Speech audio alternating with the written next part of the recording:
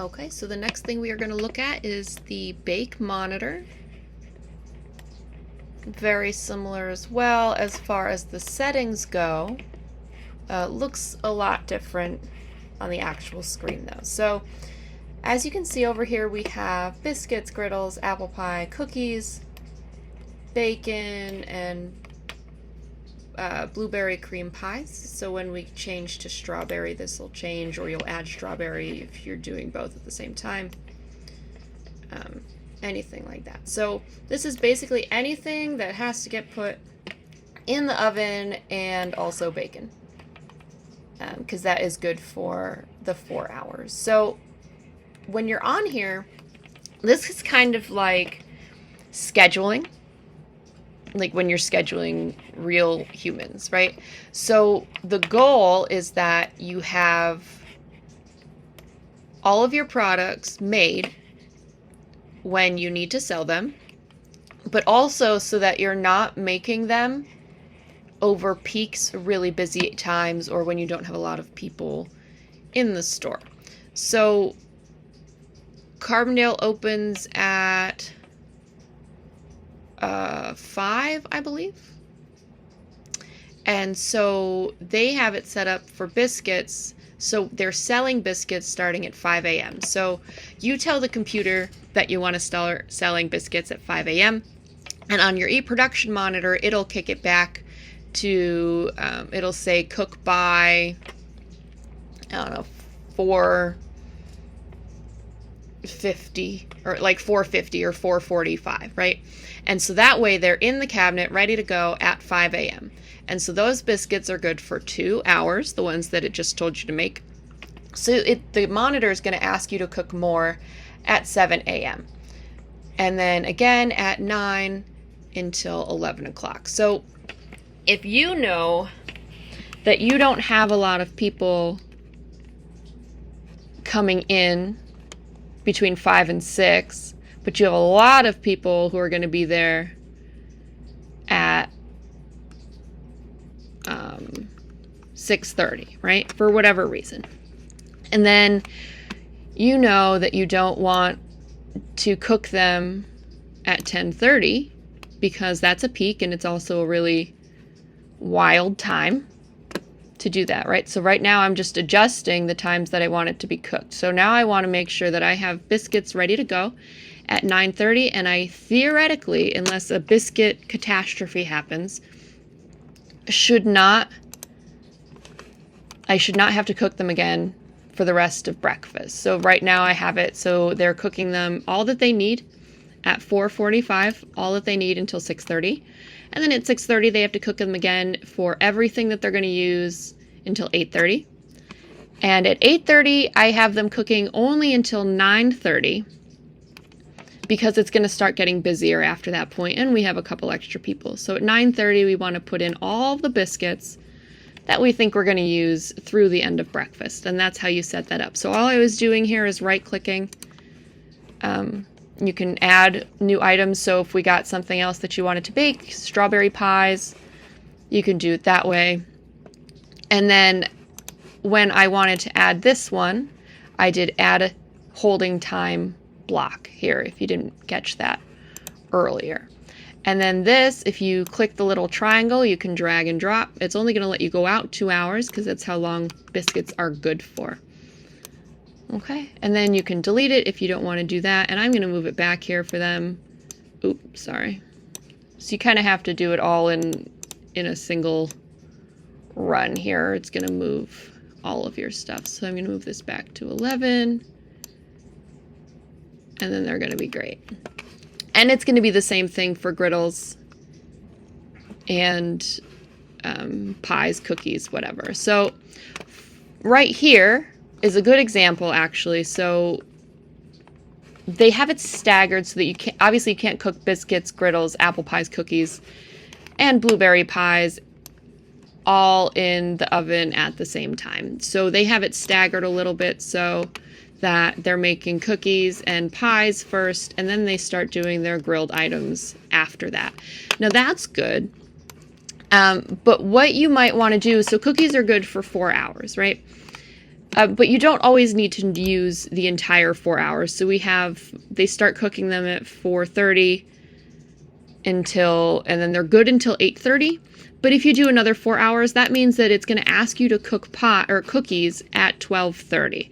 And that's something that we want to avoid. So you can either do, okay, I'm going to cook pies until like everything that I'm going to need until 8, and then everything that I'm going to need until like, I don't know, 11:15. So you get that stagger after the morning rush. And then you're going to be good for cookies through lunch. You're not going to have to cook cookies through lunch unless somebody comes in and orders a bunch. Same thing for dinner, same thing for late night. And then you kind of have this thing at the end here where it might say you probably only need like 1 or 2 cookies. So you just want to watch when you're setting up your times that it goes from when you're open to when you're closed. So for Carbondale, we'd have to add another holding block here because they don't close until later tonight. So I believe that they close at 1 actually. So they can actually delete these. Sorry. Because they're not going to be actually selling anything that late. So they can do that. Their bacon, they're not going to be selling that late either. And then we can delete this as well. So, but now instead of cooking cookies over lunch at 12:30, we have it staggered so that we make sure we have the cookies before lunch starts. So when you're in your own restaurant, make sure that you check your baked screen settings to make sure that you're not cooking things over lunch and you're cooking things before your peak periods so that you don't have to be cooking McGriddles at 10:15 because we all know what happens at 10:15. It's a little bit rough. Okay, so once you have all your time set up, just know that this is different for every single day. So when you do it here, you can copy to other days if you want to make it easy and just go straight through. These are the times that we want to sell them if you think that's going to be good for every day. But it might be different. So for instance, in the North stores, so Gibson, Montrose, and Halstead, they do a hard cutoff for lunch or for breakfast and lunch in the week. They don't do our half-hour transition like the rest of our stores do in our organization. So, and that time is also different Monday through Friday versus Saturday and Sunday. So it's about a half-hour difference. So they can copy to other days, but they're going to have to change what Saturday looks like in their restaurant because the time that they stop selling breakfast is different than the time that they stop selling breakfast on Thursdays, which is what we just edited. So just make sure that that works out for whatever store you're in and that it follows your business patterns. So then over here, just like in the other things, in the other videos that we've just gone through and the other products on the Fry and the UHC monitors, it's going to ask you what the holding time is for biscuits. So that's 2 hours. It's going to give you your projection, what the description is, the maximum number of items, so that's a full tray, the minimum items. So in Carbondale, they have it set up where it's never going to ask you to cook less than 4 biscuits. And then max tray limit, they can only have up to 2 trays of biscuits at a time.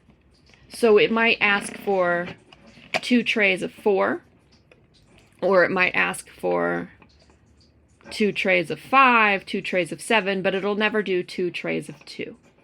And then products per order as well. So that would be something for, so McGriddles, there's 2 McGriddles per order. And so that one would be changed a little bit. And then the same thing as we have what's it available on. So McGriddles are only available breakfast menu, but apple pies are available all day.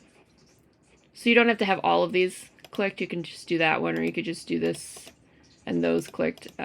Just as long as the computer knows that the time frame you have set up is when you're actually selling it. Same thing with cookies, they should be all day. And bacon is all day as well. And then we have our pies. So we were also talking about pies or fish, right? And so sometimes we have items that we don't have the last 5 weeks. We don't have 5 weeks worth of data for it because we just started them today. So what do? So the blueberry pies, or when we get to strawberry pies, what you want to do is the same thing as with the fish, is you pick a day from last year in your projection days that you also want to look at when you're doing the projections. So you can include preceding projection days. So I want to do, we can do last year, March. Like if you know you sold pies this day to, I don't know, like May, right? May 22nd. So that's how you'd set up, it would pull your product mix for this item specifically from this date range. Well, I guess that's an incorrect date range, but, and so that way you would have some data in there for how many pies you should sell. Otherwise it won't tell you to cook any because you're not currently, like you haven't sold them yet. So in the last 5 weeks of data, it's going to say your product mix for that item is 0.